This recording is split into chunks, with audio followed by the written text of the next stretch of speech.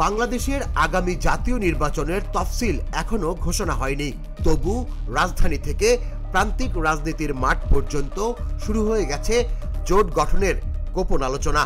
সবচেয়ে আলোচিত নাম গণ অভ্যুত্থানের পর রাজনীতির মঞ্চে নতুন শক্তি হিসেবে আত্মপ্রকাশ করা জাতীয় নাগরিক পার্টি এনসিপি। বিএনপি নাকি জামায়াত, কার সঙ্গে যাবে এনসিপি? রাজনৈতিক পরিমণ্ডলে এই প্রশ্নই এখন আলোচনার কেন্দ্রবিন্দু। দলটির শীর্ষ নেতারা একদিকে আনুষ্ঠানিক নীরবতা বজায় রাখছেন, অন্যদিকে পর্দার আড়ালে চলছে দর কষাকষি আর কৌশলগত হিসাব নিকাশ।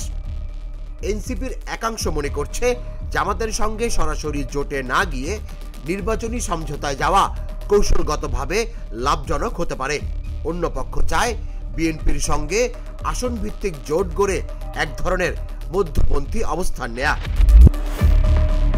দলের মুখ্য সংগঠক সার্জিস আলমের ভাষায় তারা পরিস্থিতি পর্যবেক্ষণ করছেন, এখনো কোনো সিদ্ধান্ত নেওয়া হয়নি।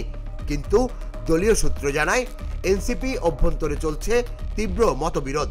কেউ চায় জোটে না গিয়ে এককভাবে নির্বাচন করতে, কেউ আবার মনে করছে বড় দলের ছায়া ছাড়া টিকে থাকা কঠিন হয়ে পড়বে। জুলাই সনদ ইস্যু ঘিরে জামাতের সঙ্গে এনসিপির সাম্প্রতিক সম্পর্ক জটিল মোড় নিয়েছে। এনসিপির আহ্বায়ক নাহিদ ইসলামের ফেসবুক পোস্টে জামায়াতকে সুচিন্তিত রাজনৈতিক প্রতারণা বলার পর দুই দলের সম্পর্ক ঠান্ডা হয়ে যায়।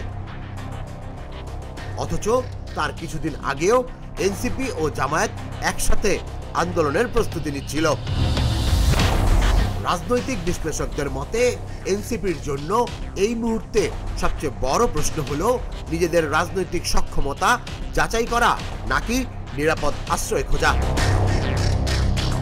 এনসিপি যদি নিজস্ব শক্তি দেখাতে চায় তবে এককভাবে নির্বাচন করাই হবে বুদ্ধিমানের কাজ। অন্যদিকে বিএনপি ও জামায়াত দুই দলই নীরবে পর্যবেক্ষণ করছে এই তরুণ নেতৃত্বের দলটিকে।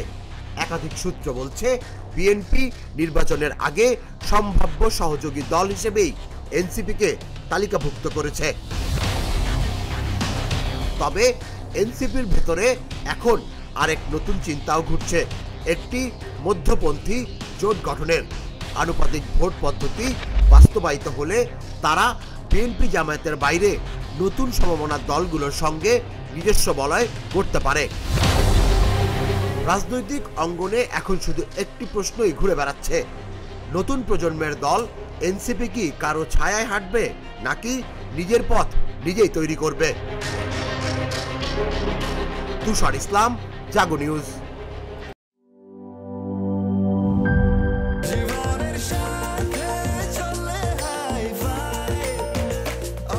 স্বাস্থ্যকর অল টাইম, সব সময় অল টাইম হেলদি লাইফ।